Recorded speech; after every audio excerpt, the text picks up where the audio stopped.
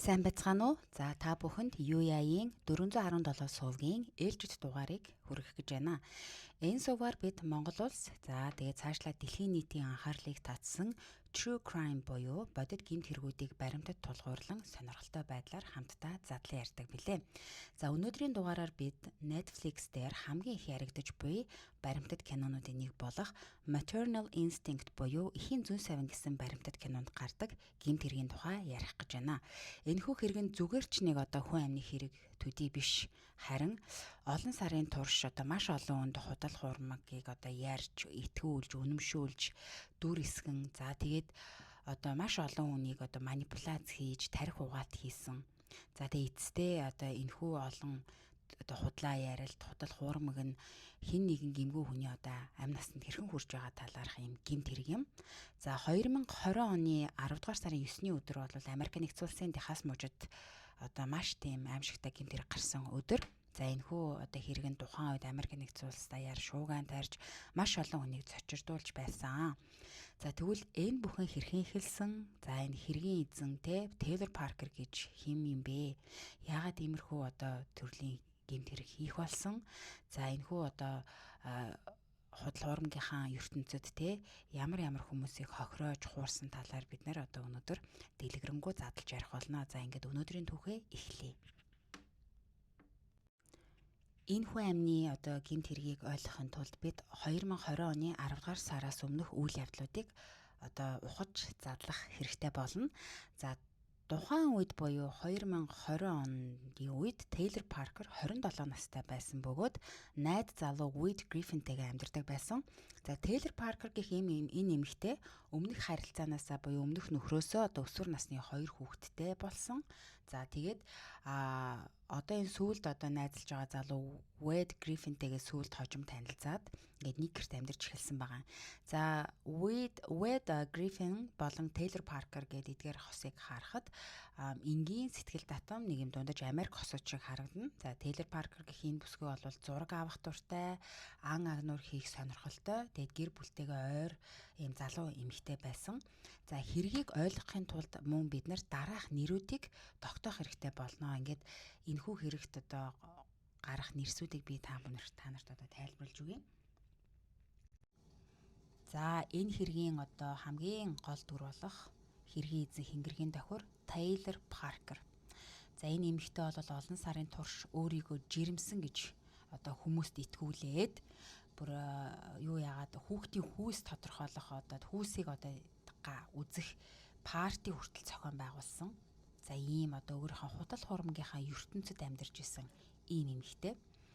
За хэргийн хохирогч болох Reagan Simmons Hancock гэж бүсгүй байгаа. За энэ бүсгүй тухайн үед 21 настай байсан. Тэр 2 дахь хүүхдээ тээж байсан бөгөөд удахгүй амарчих гэж байсан. За гэр бүлийнхэн түүнийг халамжтай, гэр бүлдээ үнэнч хүн байсан гэж дурсан ярьдаг. Түүний амьдралын хамгийн аз жаргалтай үе эхлэх гэж байсан ч харамсалтай нь энэхүү аимшигт гэмт хэргийн хохирогч болсон ийм бүсгүй байгаа. За дараагийн дүр бол Уэйд Гриффин. За Тейлорын найз залуу. Тэр Тейлорыг үнэхээр жирэмсэн гэж итгэж байсан. Баримтат кинонд түүний ярилцлагууд гардаг бөгөөд тэр өөрөө ч гэсэн олон сарын турш хууртагдсан байсан. За энэхүү хэргийг тайлж гаргаж ирсэн мөрдөгчд болон эмнэлгийн ажилтнууд байгаа. За хэргийг богино хугацаанд илрүүлэхэд хамгийн чухал үүрэг гүйцэтгэсэн хүмүүс. За ялангуяа эмнэлгийн ажилтнуудын мэргэжлийн ажиглалт хэрэг тайлагдахад маш том нөлөө үзүүлсэн. За бүгдээрээ үйл явдлынхаа онцагийн дараалал руу оръё. За 2019 оны сүүлээр Тейлор Паркер маань жирэмсэн болсон гэж найз залуу болон гэр бүлийнхаа хүмүүст дуулгасан. За ингээд түүний найз залуу гэр бүлийнхэн бөөн баяр хөөр болж ирээдүйн гарах хүүхдэд зориулж шаардлагатай бэлтгэлүүдийг хамтдаа бэлдэж эхэлсэн байгаа. За 2020 оны эхний саруудад яасан бэ гэхээр нөгөө Тейлор Паркер чинь жирэмсэн эмэгтэй дүүрээ үргэлжлүүлээд л ойр тойрныхондоо өөрийнхөө төрөх хүүхдийн тухай бүр тэр байтугай төрөх хүүхдийнхаа хүүсийг үзэх парти үрдэл гэртээ зохион байгуулад л ингээ яваад исэн. За гэхдээ бодит байдал дээр хүүхэд ерөөсөө байгаагүй. Өөрөөр хэлэх юм бол Тейлор Паркер ерөөсөө жирэмсэн байгаагүй. За тухайн үед нөхцөл байдлыг бодит харагдуулахын тулд Тейлор өөрийн утаснаасаа болон компьютераасаа жирэмсэн эхчүүдийн ярилцлага бусад шаардлагатай мэдээллүүдийг үзэж сонсоод за ингээд тэднээс авсан мэдээлэл дээрээ дулдуудаж өөрийн жирэмслэлтийн талаар хүн үнэмштэл жүжиглдэг байсан байгаа юм. За жишээлбэл гидсэн хэр томорч байгаа, биед нь ямар өөрчлөлтүүд гарч байгаа, за хаагур нүвдэж байгаа, ямар нэмэлт эм бэлтгэлүүдийг хэрэглэж байгаа талаараа хүмүүст өглөгрөө зохион ярьдаг байсан байгаа юм. За ингээд 2020 оны хавар 100 болно шүү дээ. За хавар 100-ны туршуудад маань хүн яаж исэн бэ гэхээр гизээ ингээд нэг сар сараар нь тэр чинь ингээд томрох ёстой ш тэгэнгүүт тэрэнд зориулсан резиний хиймэл гидснүүдийг зүүж хэлсэн байгаа. За ингээд хүмүүсийг үнэмшүүлсэн гэсэн үг шүү дээ. За тэгээд ингээд ахаар ойр тойрныханд хүмүүс мэдээж Тейлор Паркерт итгэцэн байгаа шүү дээ. Ингээд удахгүй хүүхэд гарна. За ингээд хүүсэн тодорхой байгаа гэд ингээд яваад л байсан.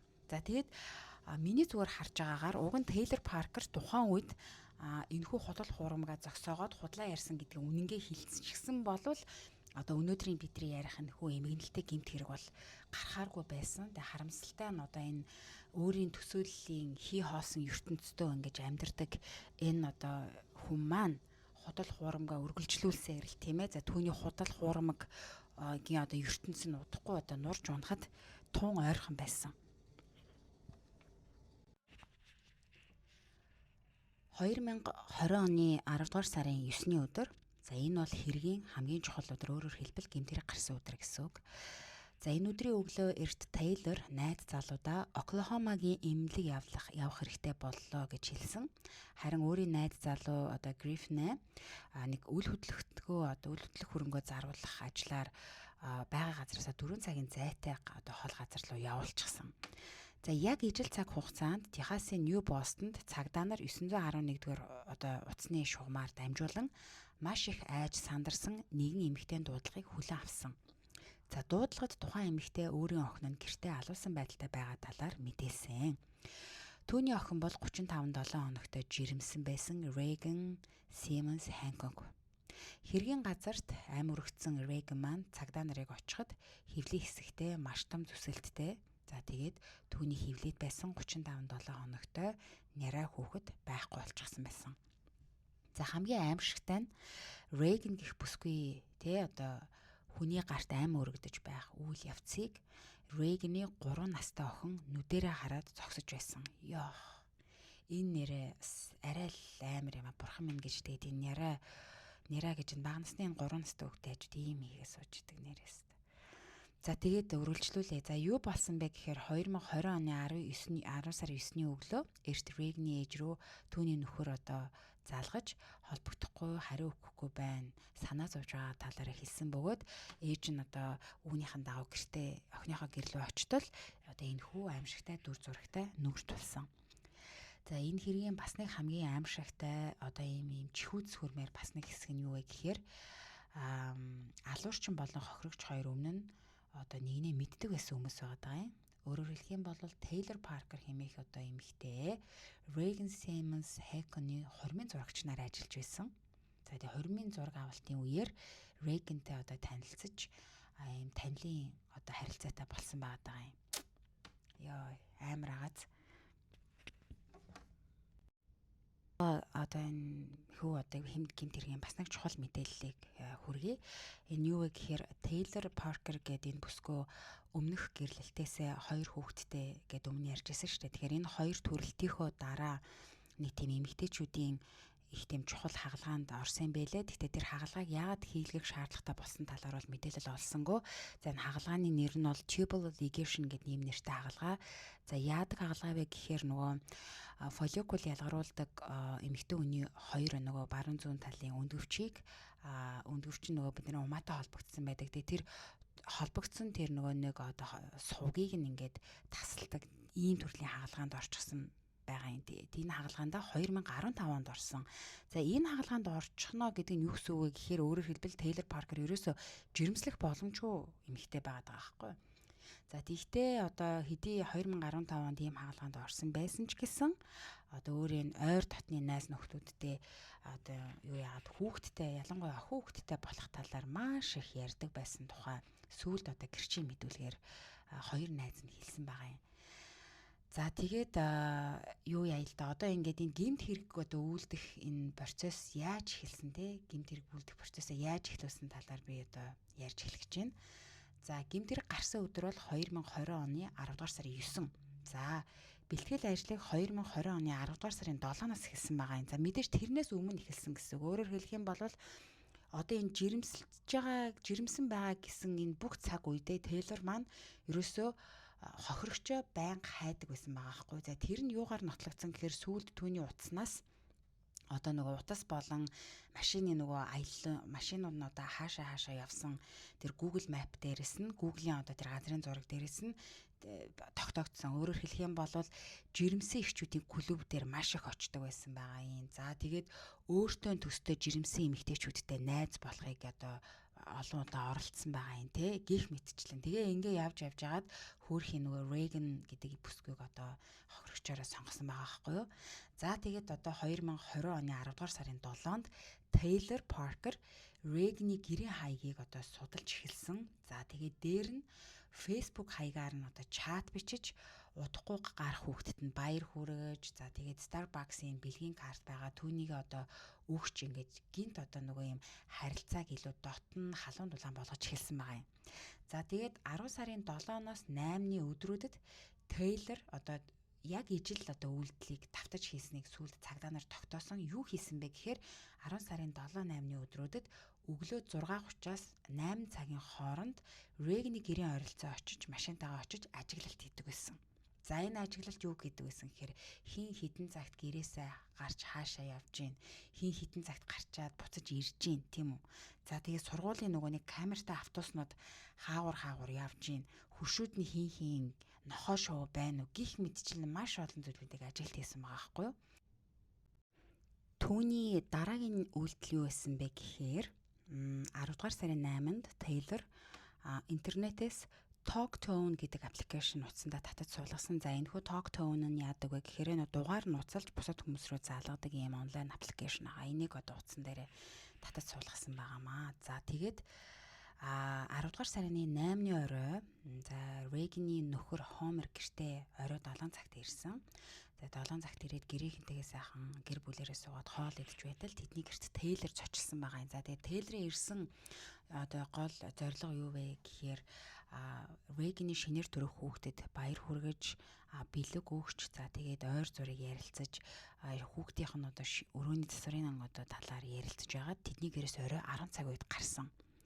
За ингээд Тейлор Reagan-ы гэрээс орой 10 цагт гараад тэр шөндөө ерөөсөө огт унталгүй яг жинхэнэ бэлтгэл ажилдаа орж эхэлсэн гэсэн үг. За шөнийн 12 цаг 15 минут буюу 10 дугаар сарын 9-ний одоо 12 цаг 15 минут гэсэн үг. Тэгтэг 15 минутанд Тейлор онлайн тэтгэвтэй байсан нь сүүлд одоо баримтаар нотлогдсон. За тэгээд онлайн тэтгэвтэй байж Google-ээр McCurtain County эмнэлгийн байршил холбоо арга дугаарыг авсан байгаа одоо гэртээ нойролцоо гэсэн үг. За тэгээ 3 цаг шөнийн одоо 3 цаг 11-ээс 3 цаг 30 минутын хооронд тухайн эмнэлэг рүү 5 удаа дуудлага хийсэн. За энэхүү 5 удаагийн дуудлага дээрээ ер нь төрөх төгсөж байгаа шиг байна. Тэр энүүгээр бацлаад байна. Өөрөөр танаа эмнэлэг рүү очиж магадгүй юм шиг байна. Одоо ингэж өвдөж байхад ямар бэлтгэл одоо ажил хийх үү гих мэдчлэн зүйлсүүдийг асууж одоо нүхэ малтсан гэх юм уу те ийм үйлдэлүүдийг хийсэн байгаа юм. За тэгээд 4 цаг 28 минутад Тейлор YouTube-ээс C-section буюу кесарээр хүүхэд одоо яаж гаргаж авдаг тухай бичлэгүүдийг маш олон тавьчихсан байгаа. Йоо тэнгэр минь. Ямар амар бүх зүрхтэй юм бихтэй те. Йоо за тэгээд ялангуяа бүр 35-7 хоногтой няраа хүүхдийг хийхнүүдээ гидснээс те яаж C-section-аар ингэж гаргаж авах талаар үүссэн байгаа хгүй бичлэгүүдийг үүссэн байгаа хгүй юу. За тэгээд 5 цаг 26 минутанд гэрээсээ гараад одоо Reagan-ы гэрлөө явсан байгаа. Тэр Reagan-ы гэрлөө явж байхдаа 6:31 үед найз залуу руугаа залгаад би ингээд гэрээсээ гараа явж байна. Ер нь жоохон өвдөд ах шиг байна. Агаар амьсгалж байна. Чиний юмнууд яаж ийж гин нөгөө үйл хөдлөх зарахаас газар очсон уу гих мэдчлэн нөгөө найз залуу нь одоо хол байгаа гэдгийг одоо баттгаж уцаар ирсэн байгаа юм. За тэгээд Easy Mart гэдэг одоо шатхуун түгээх станцаас түлш авсан. За энэ түлш шатхуун түгээх станц нь Reagan-ы гэрээс ердөө 4 минутын зайтай байсан.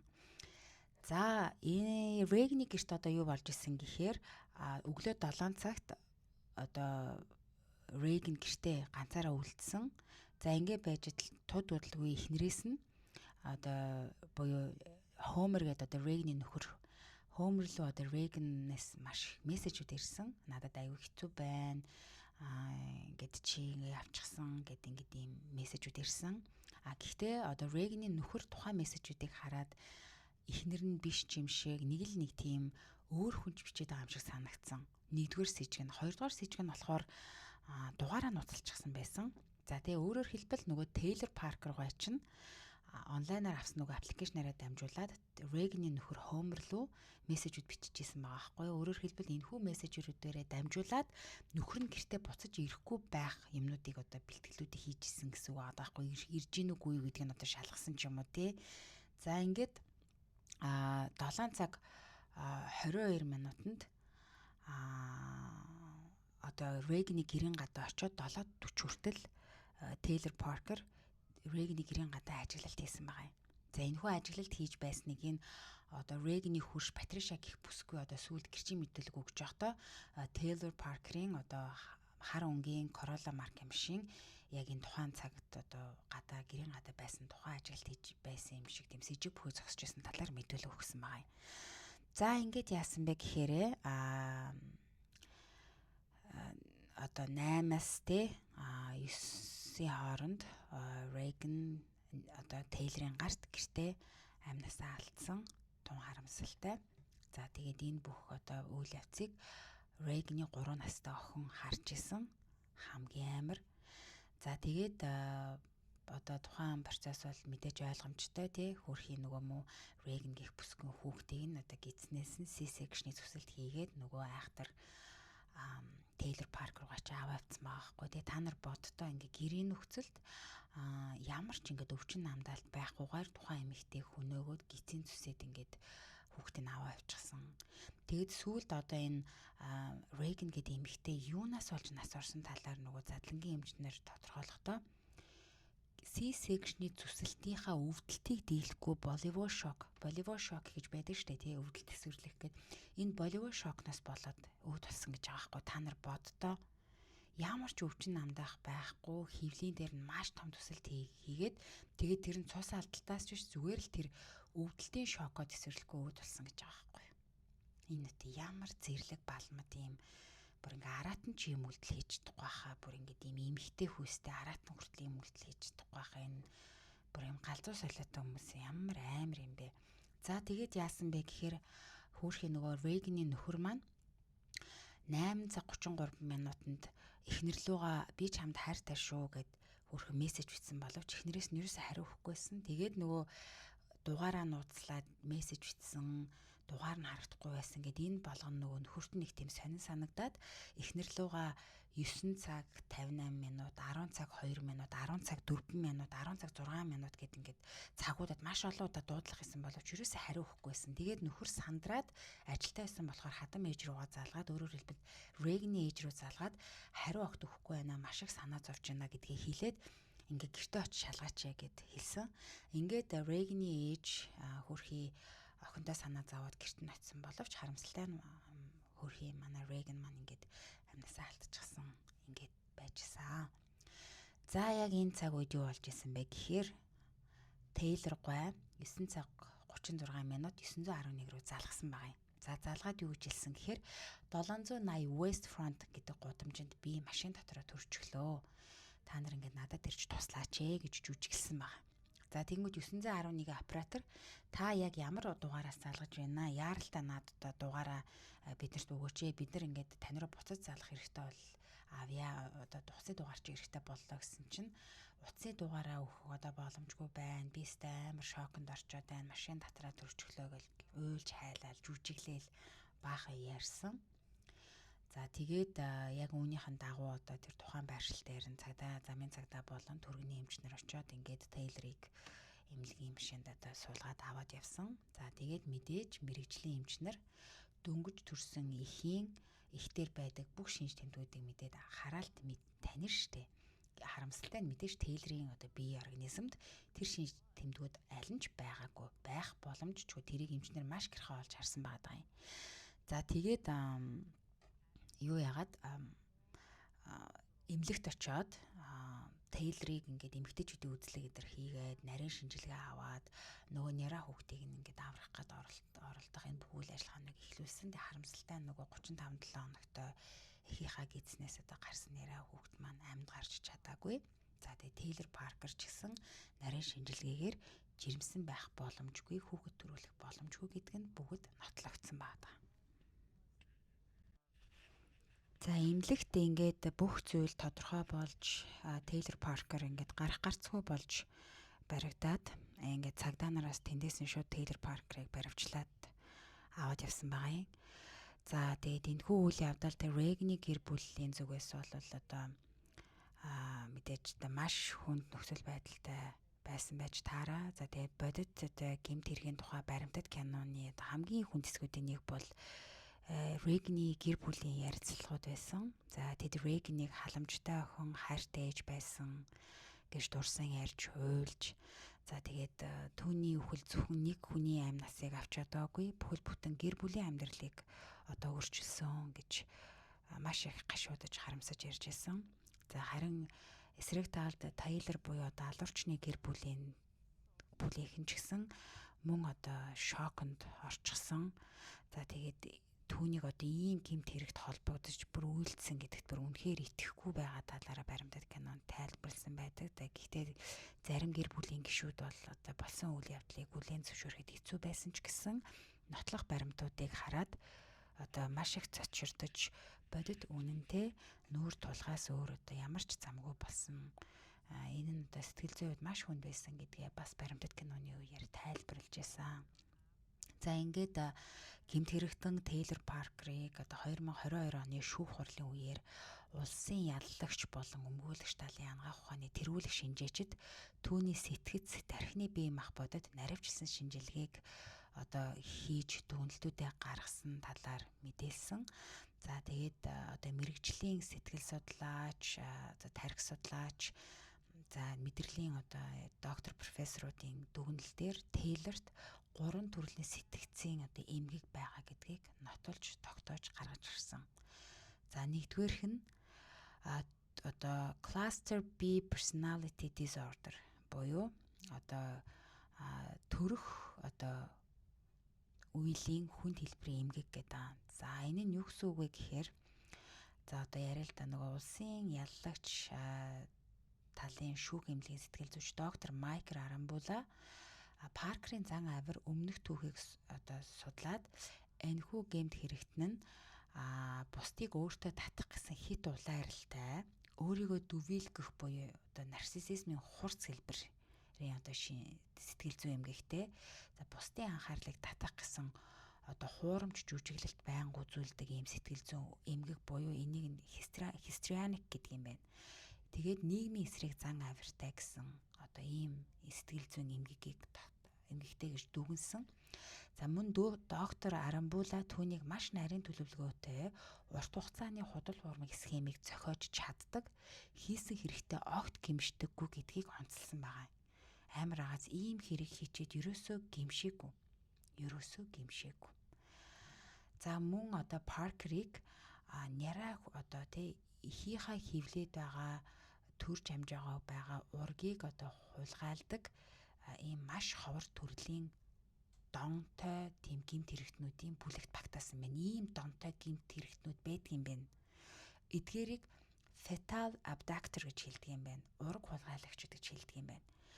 За тэгээд мөн одоо доктор Арамбула хэлэхдээ Паркер одоо ямар нэгэн шизофрени одоо тийм хам шинж юусаа байхгүй. За өөрөөр хэлэх юм бол шизофрентэй хүмүүс шизофренийх нь одоо өвчнөн сэтэрх юм бол ямар үйлдэл хийж байгаа, ямар үг хэлж байгаагаа хянах чадамжгүй тэдрийг өөрсдөө мэддэггүй юм байна л да. Гэтэл Тейлор Паркер бол шизофрени ямар ч шинж тэмдэг байхгүй. Өөрөөр хэлэх юм бол хийж байгаа бүх үйлдэлээ асар өндөр ухамсарлаж, ойлгож, мэдэрч байсан гэсэн үг. Энэ тэгэхээр бүр айгүй амар байгааз юу хийж байгаагаа бүгдийг мэдж байгаа гэсэн үг. За түүний дараагийн нэг одоо эмгэг болвол дархины урд хэсгийн хам шинж буюу дархины бүтцийн одоо гэмтлийн эмгэгтэй гэж тогтоосон байгаа. За энэхүү одоо онш дүгнэлтийг хэн гаргасан бэ гэхээр өмгөөлөгч буюу Паркерийн одоо өмгөөлөгч талын мэдрэлийн эмч доктор Сиддхарта Надкарни гаргасан байгаа юм. За Паркерийн тархины одоо MRI болон PET-CT аппаратын зургийг судалж бие махбодын шинжилгээ хийж түүнийг одоо тархины урд хэсгийн хам шинж буюу frontal lobe syndrome гэсэн одоо ийм хам шинж дутагшилтай гэж оншилсан. За эмчийн тайлбарлаж байгаагаар Паркерийн тархины одоо урд хэсгийн саарал болон цагаан бодисын эд эсүүд хатангаршна гэдэг маань одоо тижээлгүй болж хуурайшсан гэсэн үг. Тэгээ бүтцийн хувьд гажиг үүссэн. За тархины урд хэсэг нь одоо ямар үүрэгтэй байдаг вэ гэхээр хүнийг бие авч явах зам байдал, шийдвэр гаргалт, сэтгэл хөдлөлөө хянах одоо гол хөшүүрэг болдгийм байна л да. Харамсалтай нь одоо Паркерийн тархины энэ урд хэсгийн хөшүүрэг нь байхгүй байсан учраас тэрээр өөрийн зан авирыг хянаж чаддаггүй, байнга гинтийн төрөмгийн үйлдэл хийдэг, мөн бодит байдлыг өөрийн цохиосон худал хурамгаараа солиод үнэмшчихдэг. Энийг одоо англи хэл дээр confabulation disorder буюу одоо бодит байдлаа хуурмгаар солиод тэр хуурмаг ертөнцийн үнэмшээд явцдаг энэ эмгэгийг одоо confabulation disorder гэж одоо нэрлэдэг юм байна. Ийм одоо эмгэгтэй гэж дүгнсэн. За 3 дахь нь юу вэ гэхээр сэтгэл зүйн гэмтэл болон бодит байдлаас юм тасрах тийм эмгэг байдаг юм байна. Энийг англи хэл дээр dissociation гэж хэлдэг юм байна. За энийг хэн гаргасан бэ гэхээр сэтгэл зүйч доктор Тимоти Проктор гэх одоо профессор Паркертай 11 цагийн турш ганцаарчилсан уулзалт хийж түүний сэтгэл зүйн зам байдалд дүгнэлт хийсэн. За тэрээр хэлэхдээ Паркер 12 настайдаа бэлгийн хүчирхийлэлд өртөж байснаа одоо эмчид хэлсэн байгаа юм. За тэгээ үүнээсээ үүдээд Паркер өөрийнхөө дотоод ертөнцийн Coraline гэх догшин ширүүн зантай төсөөлийн цохиомол дүрийг одоо бүтээгээд тэр дүрээрээ нийгэмд амьдардаг байсан гэсэн үг. За доктор Проктор хэлэхдээ Паркерт олон хуваагдмал биетэй болох өвчин буюу dissociative identity disorder байгаагүй. Гэвч тэрээр амьдралынхаа туршид сэтгэл зүйн хүнд гэмтлээсээ зугдахын тулд бодит байдлаас бүрэн тасраад өөрийн зохиосон зохиомол ертөнцид амьдардаг болсон. За тэгээ Паркер эмчид өөрөө бас хэлэхдээ миний зохиосон худал хуурмаг хитрхи хол явж сүүлдээ би өөрөө аль нь үнэн, аль нь худал гэдгээ ч гэсэн яллахаа болчихсон гэж байгаа байхгүй. Тэгэхээр энэ одоо ийм сэтгэл зүйн хүнд одоо ийм 3 төрлийн эмгэгтэй байсан гэж одоо тогтоогдож байгаа юм байна. Тэгээд эдгээр эмгэгүүд нь бол мэдээж одоо төрөмөл байсан байна. Зарим нь одоо энэ хүүхэд наснд бас авсан энэ сэтгэл зүйн хүнд гэмтэл хүчирхийллээс үүссэн байна.